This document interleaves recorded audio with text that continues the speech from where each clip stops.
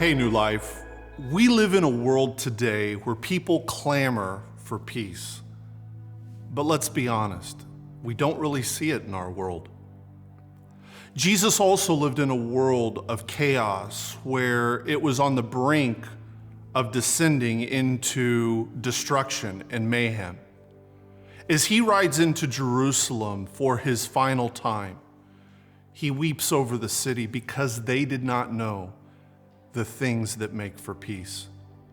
We talked about in our teaching that phrasing has to do with making peace between people and God. But how we do that is by how we treat other people. Jesus says in Matthew 5:9, "Blessed are the peacemakers." Some people want to use that today to talk about going around and making peace between peoples and so forth. And yes, that's a part of it, but we need to understand why we're doing that. The making of peace between people is about bringing everyone closer to God. He says, "For they will be called sons of God." The only other time Jesus uses this language of sons of God is when he says in Matthew 5:43, "Love your enemies, pray for those who persecute you, so that you may be children of your Father who is in heaven." Being a peacemaker is about bringing people close to God. But how do I do that?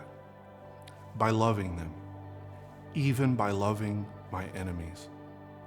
When Jesus rode into Jerusalem and he looked out over the city, it broke his heart because what he saw was going to lead to the destruction of that city, the destruction of the temple, and the loss of many lives. When we look at our world today, are we moved to compassion? Does it break our heart? Or do we find ourselves being moved, wanting divine vengeance, wanting God to straighten everybody else out? Let me think with you for a moment. Jesus wants us to be peacemakers.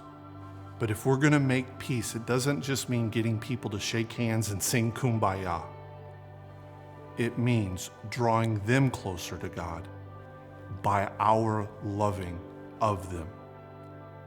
We cannot pursue peace and drawing people close to God and at the same time want Him to come in and straighten everybody out.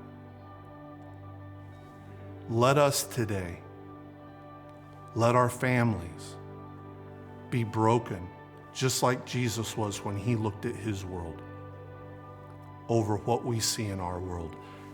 But let us not just be broken. Let us be moved to go and make peace between people and God by loving them, caring for them, and as Jesus alludes to here, giving even charity to the poor.